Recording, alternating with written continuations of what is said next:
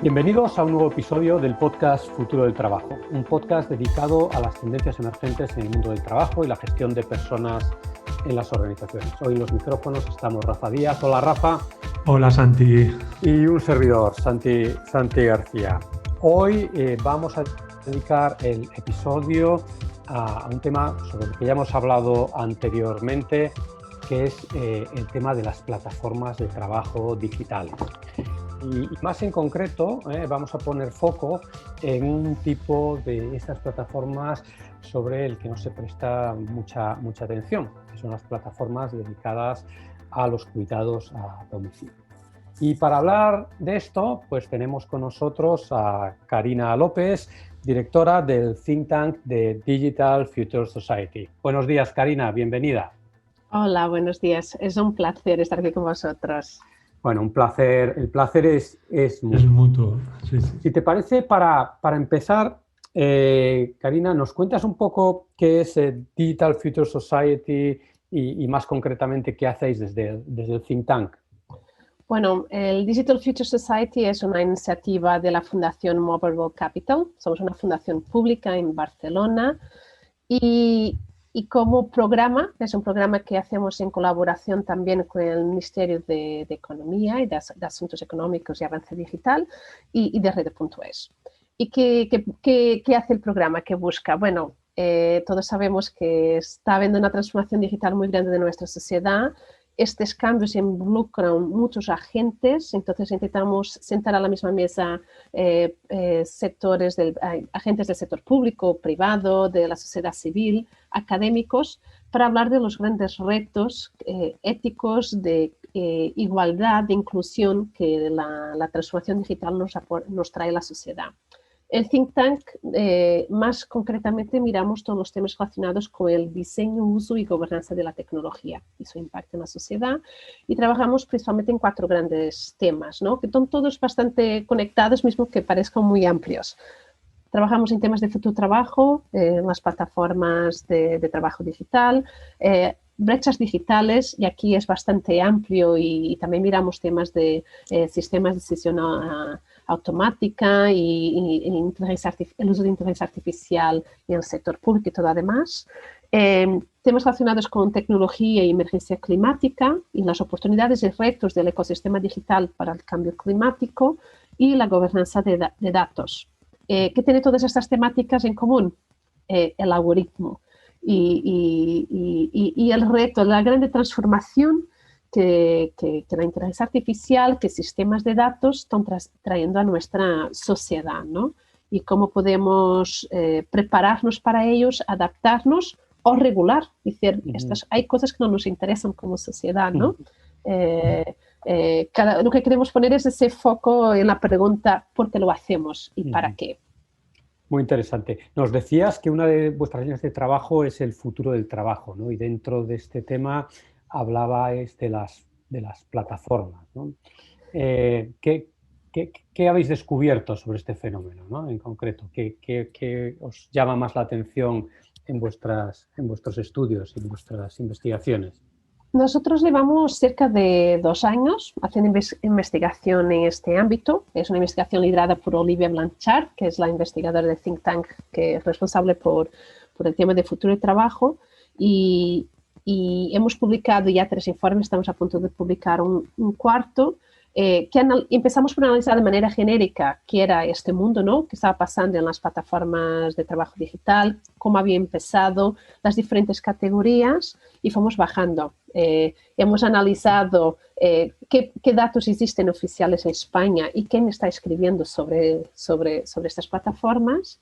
Y este año hemos también trabajado, bueno, este año ya 2020, pero publicado este año, sobre las plataformas en el sector de los cuidados. ¿Qué quiere decir? Lo que hemos encontrado cuando empezamos a mirar las plataformas de trabajo digital, primero es que es un grupo muy heterogéneo. Nos cuesta mismo definir lo que es una plataforma de trabajo. Y eso es común en los diferentes países que hemos analizado. Hay muchos ejemplos de países que han intentado hacer encuestas para saber cuántos trabajadores trabajan para estas plataformas. Y la propia definición, como explican a las personas que preguntan si trabajan para estas plataformas, no es clara, que a veces terminas teniendo gente que alquila un piso por días en Airbnb diciendo que trabaja por una plataforma porque alquila el piso y una plataforma, ¿no? Entonces, quiero decir, es un gran reto y la Comisión Europea tiene también ese reto sobre la mesa. ¿Cómo defines estos actores? Que al final la economía digital es una economía de plataformas y esa es la gran tendencia de los últimos años y que sabemos que ha sido acelerada con la pandemia. ¿Cómo definiríais vosotros lo que es una plataforma, ¿sí? Para el público en general? No sé si soy la mejor persona para describirlo, ¿no? Quizás aquí tendría que tener mis investigadores también con nosotros debatiendo, porque a veces tenemos estos debates internos, cómo definirlos. Pero hay un elemento común en las plataformas que es la economía de escala. Que es decir, una startup que empieza como una plataforma o tiene capacidad para muy rápidamente, en 3, 4, 5 años, crear esta economía de escala, lo que se llama el network effect, o deja de tener influencia en el mercado. Y también hay una tendencia en la economía digital que es lo que en inglés se diría the winner takes it all, ¿no? Por eso tenemos tenemos actores como Amazon o Google o Facebook, que dicen, la tendencia es que los grandes se vayan comiendo a los pequeños, vayan ocupando su espacio y a modelos que van a funcionar y que no van a funcionar, y muchas veces lo que está en el centro de todo eso es el modelo de negocio. Por eso se juega mucho con algoritmos, por eso se protege tanto los algoritmos, porque ahí está el secreto del suceso, ¿no? Esta relación con tu ecosistema, con proveedores, con trabajadores y cómo creas esta economía de escala. Entonces, yo diría algo muy común a las plataformas es esta capacidad de crear economías de escala, de muy rápidamente hacer la adaptación a nuevos contextos, que es decir, de crecer en otros países. La localización en las plataformas normalmente es un proceso bastante sencillo en relación a una empresa que necesita de personas físicas. Y otra cosa muy común en estas plataformas es que sea una plataforma de trabajo o sea una plataforma de servicios, lo que encontrarás es que tienen plantillas muy pequeñas en relación al tamaño de la plataforma y de esas plantillas una gran parte son programadores. Es decir, ya no es una estructura de trabajo típica de empresa, ¿no? De los comerciales, recursos humanos, parte operacional, no. Aquí el centro de la empresa, la alma de la empresa son estos programadores. Claro. Y eso influye mucho en el modelo de negocio que después y la acción que crean. Claro, porque entiendo que se mueven en este mundo digital todas, o sea, sus canales de comunicación siempre son estos canales digitales que tiene sentido que trabajen con estos perfiles, ¿no? Exacto. Y además, normalmente como cliente o usuario, ¿no? O trabajador, tu relación con esta empresa es a través de una aplicación. Claro. Claro, entonces, claro, y hace que sean tan rápidos porque hoy en día todo el mundo tiene acceso a cualquier aplicación y son muy fáciles de utilizar, ¿no? Y esto lo que hace es que al final casi cualquier persona pueda trabajar con este modelo, ¿no? De plataformas. Sí, ahí das un punto clave. Y estamos esperando los datos del año de pandemia, pero, por ejemplo, la Comisión Europea ya hablaba que 11% de los trabajadores de los países europeos ya tienen su principal fuente de ingresos está relacionado con lo que se llama el gig economy, el trabajo en plataformas, ¿no? Y es un crecimiento bastante sustancial a lo que los datos nos decían hace 3 años. Pero también cuando hablamos con institutos de investigación en América Latina nos cuentan lo mismo, ¿no? La pandemia ha visto un crecimiento importante en estas plataformas. ¿Por qué?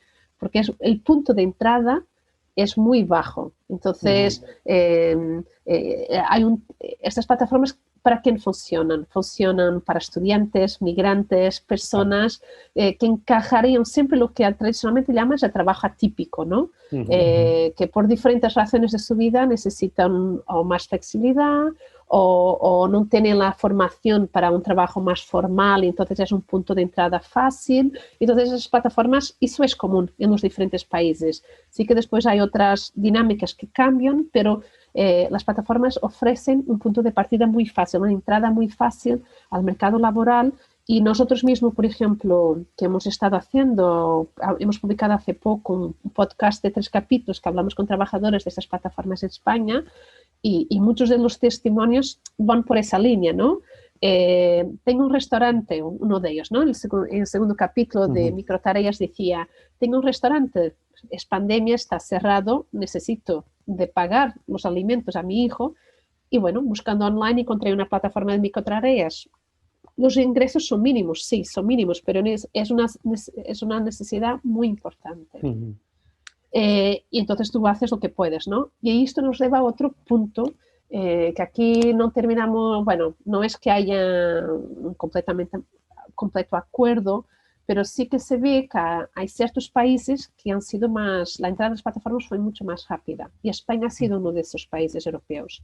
Las razones no termina de ser claro, pero por ejemplo, si analizamos que España e Inglaterra son 2 de los países con más trabajadores en este tipo de plataformas, hay 2 cosas que a mí me llaman que son interesantes, ¿no? En Inglaterra primero tenías lo que se llamaban los contratos de 0 horas. 0 horas, sí. Entonces, el concepto ya estaba bastante inculcado mismo en empresas grandes que tienen un grupo de trabajadores regular, pero que nunca sabe cuántas horas va a trabajar en la siguiente semana, ¿no? Hasta el domingo nadie le dice cuántas horas va a trabajar, si son 10, 20 o 30. Y entonces tenías ya ahí un terreno fértil y con una población migrante también bastante amplia. Y en España tenemos lo que se llama la economía informal, y un paro estructural muy elevado en relación a sus vecinos europeos, ¿no? Y vecinos con, bueno, y países europeos con economías similares, ¿no? Entonces, claro, ahí puedes decir que encuentras un terreno fértil. Y también es muy interesante, cuando hablamos de datos, ¿no? Y son datos normalmente no se comentan tanto en el día a día, uno de los estudios de referencia sobre plataformas en Europa, que es el COLIM, analizando España, donde encontró mayor número de trabajadores trabajando para plataformas, en España era Andalucía, que también es una de las zonas con mayor paro. Entonces, claro, no quiere decir que sea una relación directa, pero empezamos a ver como padrones que seguramente si tuviéramos datos de mejor calidad y más amplios, nos podrían decir si estos planteamientos están correctos, pero seguramente irá algo por ahí.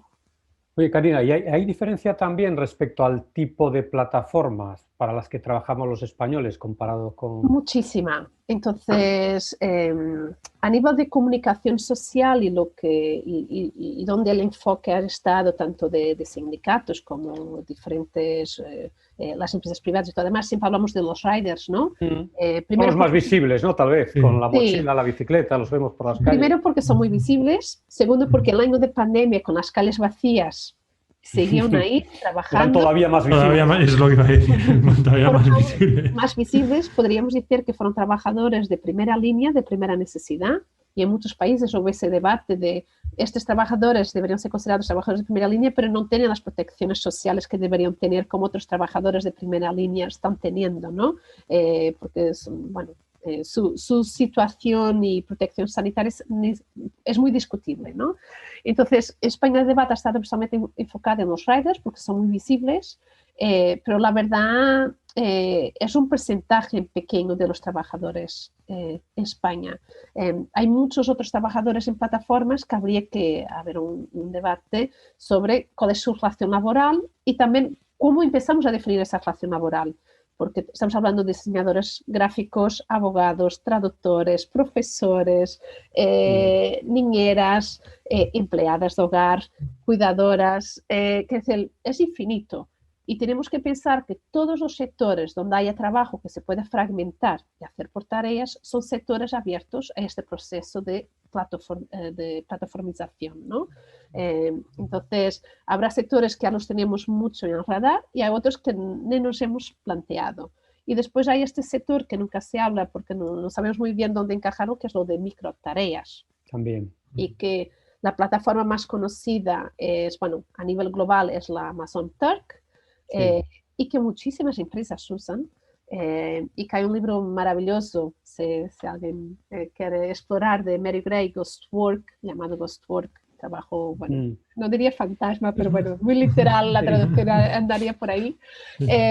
Pero ella y su coautora explican, ¿no?, que la realidad que he encontrado para investigar este libro es una realidad que no se esperaban. La cantidad de empresas que usan este tipo de plataformas para cosas como gestionar procesos de facturación o poner subtítulos en vídeos o describir imágenes, alimentar sistemas de desarrollo de inteligencia artificial. Quiere decir, los expertos siempre dicen, ¿no?, la inteligencia artificial hay una gran parte que no es tan inteligente, ¿no?, que necesita de lo humano ahí picando y diciéndote que está viendo para que la máquina vaya aprendiendo. Y bueno, esta plataforma es una plataforma que ocupa 250.000 trabajadores en todo el mundo, pero sabemos muy poco acerca de ellos, ¿no? Y algunos de ellos están en España, compitiendo con mano de obra que puede estar en Bangladesh, en India y también en Estados Unidos, ¿no? Quiere decir, nos presenta retos que nunca habíamos planteado, porque en la plataforma somos todos son iguales, ¿no? Totalmente, es un mundo a descubrir. Entre estas plataformas así más desconocidas, ¿no?, que no nos vienen a la mente cuando pensamos en trabajo en plataformas, hay unas sobre las que habéis hecho un estudio específico, que son las plataformas que se dedican al tema de cuidados a domicilio, ¿no? Además es un sector que en un contexto de población que va envejeciendo, ¿no?, pues cada vez es un tema más importante, ¿no?, que claramente va a ocupar a más y más gente. ¿Qué es lo que os habéis encontrado? ¿Cuál es la situación de las plataformas de cuidados a domicilio en España? Bueno, si me permitís, primero os doy un poquito de contexto por qué hemos decidido hacer Claro. ese estudio, porque creo que es relevante también por dónde venimos como think tank. Primero problema que hemos encontrado es que hablamos de economía digital, pero las mujeres en esa economía digital generalmente son muy invisibles. Tenemos muy pocos datos sobre el rol y el papel y los trabajos que las mujeres están haciendo en esa economía digital. Entonces, estamos trabajando en plataformas y claro, se hablaba principalmente de sectores muy masculinizados, el sector de reparto y logística, más de 80%, creo que antes de pandemia era cerca del 90%, eran hombres trabajando, ahora los hombres han variado un poco, pero no se escuchaba nada sobre sectores que sabemos que tradicionalmente han sido sectores muy feminizados, y uno de ellos es el sector de los cuidados. Entonces, primero, nos interesaba saber qué pasa ahí, cuál es la experiencia de las mujeres, y en paralelo a estos estudios hemos también hecho uno con partner en India sobre el sector de la belleza, ¿no?, que es otro sector muy feminizado, y ahí por el contexto socioeconómico hay muchos servicios de peluquería y de centros de belleza que se hacen dentro del hogar. Entonces es otro sector que está teniendo este proceso, y esto será un estudio que lo publicaremos en los próximos meses. Pero en relación a este estudio que hemos encontrado, primero, que es un sector que se habla muy poco, que muy reciente.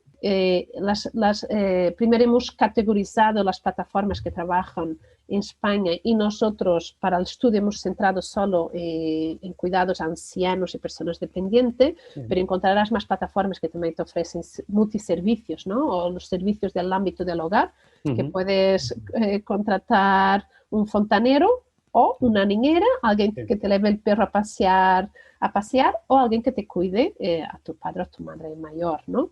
Entonces, nosotros nos hemos centrado en la parte de cuidados a personas ancianas y dependientes, y que hemos encontrado que las empresas que existen son empresas de creación muy reciente, casi todas han sido fundadas entre 2015 y 2018, y que aún están buscando su modelo, ¿no? Hay dos modelos principales en el contexto español. Lo que es una réplica digital de las tradicionales agencias de colocación, y lo que son plataformas bajo demanda. ¿Qué quiere esto decir? Tradicionalmente la agencia de colocación, la familia se acercaba a la agencia y hacía un matching, ¿no? Hacían bien con las necesidades de la familia, qué trabajadores tenían registradas, y después ponían la familia en contacto con la trabajadora y la familia la contrataba. Entonces, tenemos plataformas que lo que hacen es eso.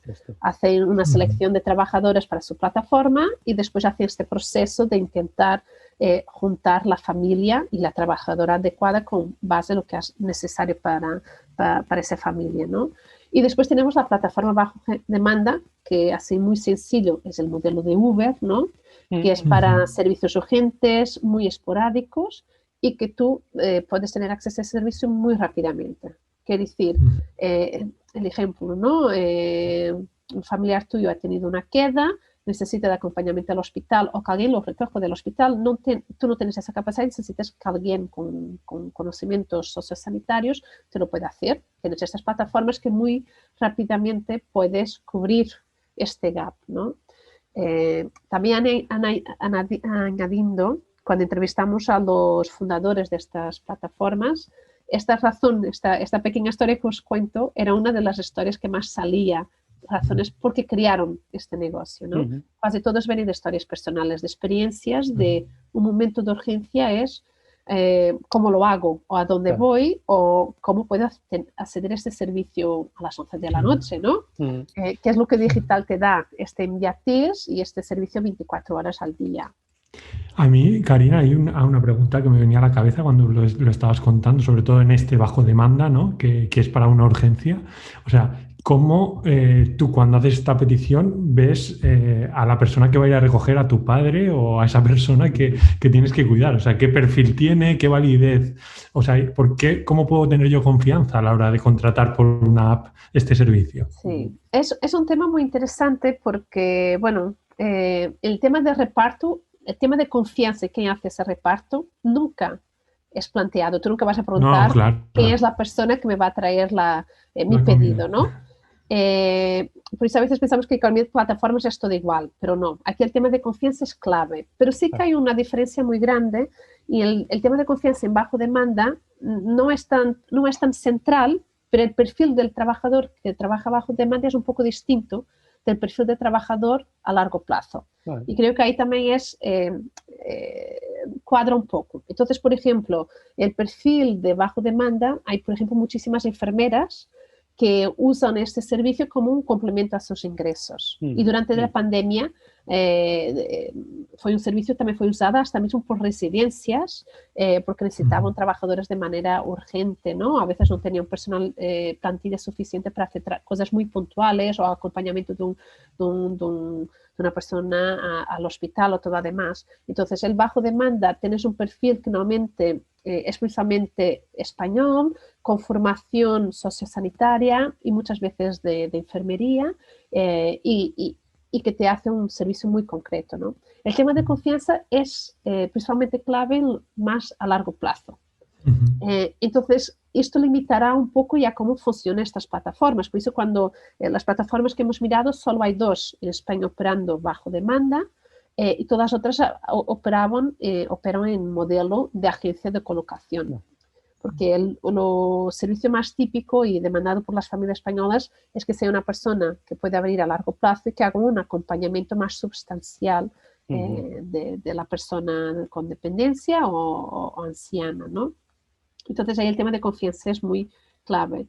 Pero el perfil de ese trabajador en estas plataformas es mayoritariamente migrante y mujeres principalmente de América Latina, ¿no? América del Sur. Y muchas, el modelo español también es mucho de internas, ¿no? Ya tradicionalmente era así, mismo con las plataformas sigue un modelo igual. Y esta posición, la posición de interna, es visto como el primer paso cuando llegas al mercado español desde fuera, es como una entrada al mercado laboral. Porque primero, bueno, si tienes la vida muy estabilizada aquí, hijos y todo además, quizás no te interesa un trabajo que tienes que estar de interna, ¿no? Porque es una dedicación y tienes que convivir en el ambiente familiar, pero es un trabajo justamente hecho por trabajadoras migrantes. Ahora, ¿qué pasa en este ecosistema y por qué está creciendo este ecosistema? Primero, España, así como Grecia e Italia, son países que tienen un sistema que se llama el sistema familiarista, que es decir, que hay servicios de Estado y servicios de sector privado, pero tradicionalmente quien ha llenado mucho el espacio de los cuidados ha sido la familia y principalmente las mujeres de la familia, las hijas, las hermanas. Todos en nuestras familias tendremos algún caso, ¿no? De un elemento de la familia que está cuidando a un padre mayor, una madre mayor, una hermana, ¿no? Y entonces es un sistema que tradicionalmente ha sido con base en la familia y que se alarga al máximo posible la estadía de los mayores en los hogares. Y si vemos los datos que existen, las residencias, el número de personas en residencias aumenta mucho a partir de los 70, 80 años, ¿no? Y es cuando ya empiezan a tener cuidados que una cuidadora sola no puede aportar y necesitas un contexto más hospitalizado, con más recursos, ¿no? Entonces se alarga al máximo la estadía en casa y sabemos que con el post-pandemia todavía más, ¿no? Probablemente, claro. Y bueno, y estas plataformas también te ofrecen un servicio que es, por ejemplo, la familia contrata a una persona, pero la plataforma te asegura que si esa persona está enferma, está de vacaciones, te encuentran un reemplazo, ¿no? Eso está bien. Y ayudan también las familias con toda la parte burocrática de contratación, dar de alta en seguridad social.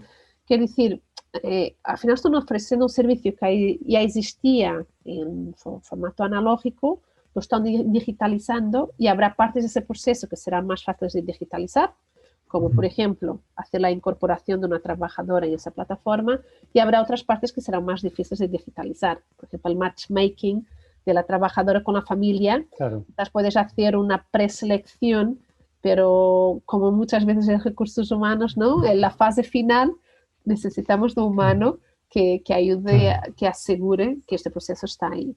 Y sí que eso también es algo que encontramos en estos dos tipos de plataforma. Las plataformas de servicios bajo demanda están muy automatizados, y las plataformas, servicios más modelo agencia de colocación, solo hay partes del proceso que son de gestión algorítmica, ¿no? Y hay otras partes que siguen siendo manuales y que se va intentando de manera progresiva mejorar. Sí, evaluar otro tipo de cuestiones, ¿no? A lo mejor cuando estás hablando ya de una persona que trabaje a largo plazo con una persona mayor, pues igual valoras aspectos más relacionales, ¿no? Aspectos que igual no son los mismos que valoras cuando quieres a alguien que te cubra una urgencia, que aunque sea un profesional sanitario titulado y lo veas allí y esté acreditado, pues ya te quedas tranquilo.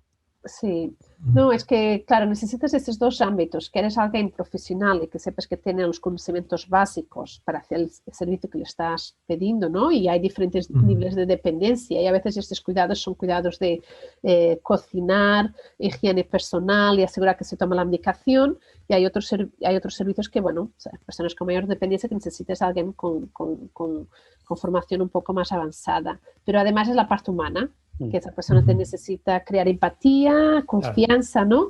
Entonces hay algo ahí que un algoritmo le costará mucho.